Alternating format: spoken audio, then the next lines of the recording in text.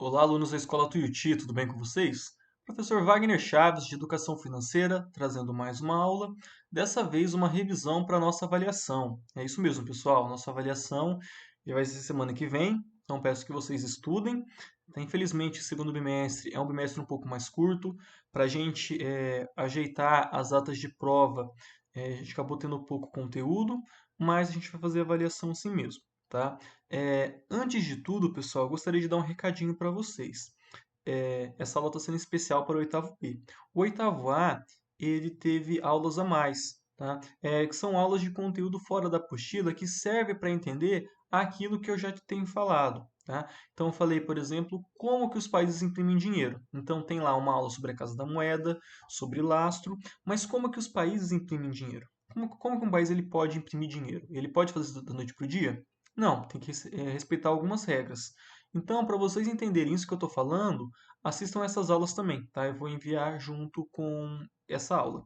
E o segundo é o valor de uso e o valor de troca do dinheiro, que é como que a gente estabelece o valor do dinheiro, como que surgiu o valor do dinheiro, tá? São bastante importantes para a gente entender como funciona o sistema capitalista e também como um país ele pode imprimir o dinheiro dele, tá bom? Mas vem comigo. Bem, pessoal, a gente estudou então basicamente a Casa da Moeda e o lastro, né? Então vamos primeiro falar o que é a Casa da Moeda. A Casa da Moeda é uma empresa estatal, só lembrando, o que é uma empresa estatal?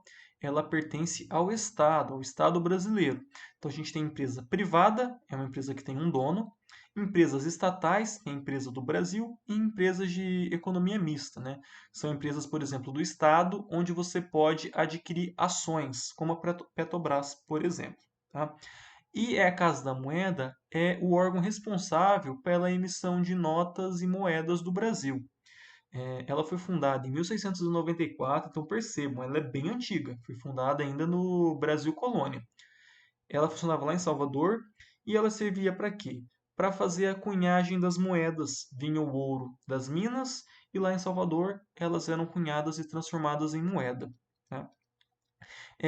Qual que é a importância da Casa da Moeda, não só do Brasil, mas de todas as casas da moeda do mundo? Você garantir a padronização na hora de fazer uma moeda. Pensando lá no ouro, né? Como que você vai garantir que uma moeda de ouro segue um padrão? Olha, a moeda ela tem que ter 10 gramas de ouro. Quem garante que quem vai fazer vai de fato colocar 10 gramas de ouro, não vai colocar 8, não vai colocar 9, ou vai substituir por estanho? Então, a Casa da Moeda, ela surge como uma instituição de garantir a legitimidade na produção dessa moeda, tá? A nossa Casa da Moeda, pessoal, ela opera em três departamentos diferentes, tá? O primeiro é o departamento de cédula, que vai emitir nossa moeda de papel. O departamento de moedas e medalhas, que eu já falei para vocês, vai imprimir toda a parte da nossa moeda metálica, que são as moedas do cofrinho, vão emitir moedas comemorativas, vão emitir medalhas também. Então, por exemplo, nos Jogos Pan-Americanos, das Olimpíadas que tivemos aqui no Brasil, era esse departamento que fizeram as nossas medalhas, tá? E por fim, o departamento de produtos gráficos e cartões. Aqui, pessoal, alguns documentos muito específicos, por exemplo, o passaporte. Então, quando você vai fazer um passaporte, você vai lá na Polícia Federal, faz a entrevista, tira foto, faz lá os procedimentos, vai demorar umas 2 ou 3 semanas para ela chegar. Enviado lá para a Casa da Moeda, nesse departamento. Lá vai ser confeccionado o seu passaporte e vai voltar então no posto da Polícia Federal que você fez. Beleza? Esses são os 6 departamentos da Casa da Moeda. Tá? E, pessoal, a Casa da Moeda é importante também porque ela obedece ao Banco Central. Então, vou já dar um spoiler daquela aula que eu pedi para vocês assistirem. Né? Como um país, ele imprime dinheiro. Ele pode simplesmente da noite para o dia imprimir dinheiro? Não, vai causar inflação. A gente só pode imprimir dinheiro quando um país produz riqueza, ou ele tem riqueza acumulada, né, como é o caso do lastro. Então, a Casa da Moeda, ela só vai imprimir dinheiro na medida que o Banco Central falar, olha, imprima mais dinheiro porque nós precisamos. Só uma coisa, pessoal, a gente está vivendo um momento bastante atípico por conta do coronavírus. Então, a gente já está vendo alguns dados aí que provavelmente o Banco Central vai falar para a Casa da Moeda emitir mais dinheiro para poder socorrer a economia por conta do momento. tá? Mas é atípico isso. Normalmente não se faz porque as consequências são ruins, tá? E daí a Casa da Moeda, utilizando desse crédito que ela tem, da competência de fazer a moeda, ela vai fazer a moeda da melhor maneira possível e vai garantir a legitimidade dessa moeda. Vai garantir como, professor? Lembra que eu falei? Quem vai garantir que a moeda de 10 gramas de ouro tem 10 gramas de ouro? A Casa da Moeda que faz ela. Como que a gente vai garantir que a nota que eu pego é de verdade?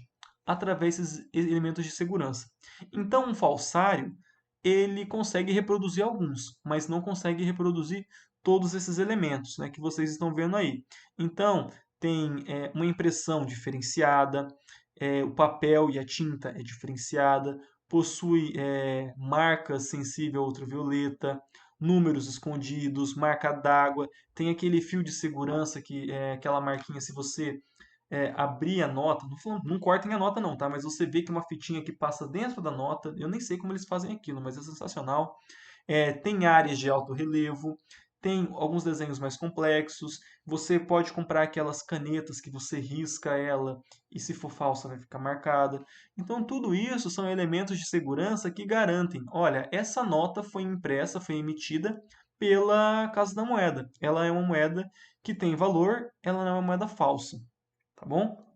Então, lembre-se disso sobre a Casa da Moeda. Ela tem um aval de emitir as nossas moedas, o nosso papel moeda, medalhas, documentos, e ela atende ao Banco Central. É o Banco Central que vai falar, olha, imprime mais, não pare de imprimir, para poder regularizar a economia. Tá bom? E daí, pessoal, nós falamos do lastro, né? O lastro é a garantia do valor do dinheiro. Como assim, professor? Bom, eu falei que nenhum país ele pode sair imprimindo dinheiro por aí. Ele precisa fazer o quê? Produzir riquezas. E a partir dessa produção de riqueza, a moeda, você vai conseguir imprimir mais dinheiro. É, lembre-se, pessoal, dinheiro é uma relação de confiança. Se eu compro uma coisa por 10 reais, ou, por exemplo, se eu vendi alguma coisa por 10 reais, a minha expectativa é que com 10 reais eu consiga comprar uma coisa semelhante. Então vamos usar o seguinte exemplo. Eu vendi uma paçoca por 10 reais e eu quero comprar uma paçoca por 10. Não, não consigo porque a paçoca está 20. Esse dinheiro está inflacionado. Eu não tenho a confiança nesse dinheiro. Então, dinheiro é sempre uma relação de confiança. Por isso que é importante, sempre na hora de você emitir dinheiro, você garantir a origem desse dinheiro através do lastro. Tá? Eu falei que ao longo da história a gente teve várias formas de garantir o lastro, né? Desde ouro, desde reserva de petróleo, reserva de dólar. É, existem diversas formas de você garantir a origem desse dinheiro, tá? Hoje, aliás, ninguém mais, quase ninguém tem o seu lastro em ouro, tá? Alguns países, como por exemplo os Estados Unidos, eles emitem dólar, eles nem têm lastro. O lastro deles é a confiança da moeda internacional. É a certeza de que em qualquer lugar no mundo você consegue com aquele dólar fazer qualquer coisa porque alguém vai trocar para você, tá? Diferente de moedas mais fracas, tá? Aí eu comentei com vocês também, pessoal, que existem economias que são dolarizadas, que elas vivem em função do dólar. Embora o dólar ele reflita aqui no Brasil também o aumento ou a queda dele, a gente não tem uma moeda tão dependente do dólar quanto na Argentina ou quanto no Paraguai. Então, quem já foi no Paraguai sabe em qual momento que a gente vai comprar no Paraguai? Quando o dólar está baixo. Muitas vezes a gente troca dinheiro e compra em dólar no Paraguai, porque eles preferem receber em dólar do que em Guarani, que é uma moeda mais fraca.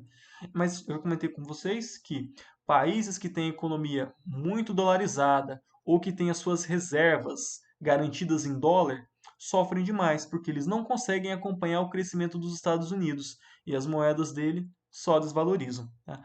E eu citei o caso clássico da antiga nota do Zimbábue. 1 trilhão de dólares do Zimbábue, que valia quanto? 40 centavos de dólar. O que você faz com 40 centavos de dólar? Quase nada. Uma moeda hiperinflacionada. Uma moeda que era lastreada em dólar, nas reservas de dólar. Entretanto, o país não conseguia produzir riqueza, não conseguia guardar os seus dólares e a sua moeda acontece o quê? Vai desvalorizando. Beleza, pessoal? Então, Esses são os recadinhos que eu gostaria de dar sobre a revisão. Lembre-se, assista as outras aulas, são interessantes, ele vai tirar alguma dúvida que você possa ter, tá? Consultem elas, você não perde nada em estar acompanhando essas aulas a mais. Beleza, pessoal? Eu vou ficando por aqui, peço que vocês fiquem em casa. Qualquer dúvida, só me consultar nos canais de comunicação da Escola Tuiuti, no Sistema Delta ou na plataforma Plural. Um abraço e até mais.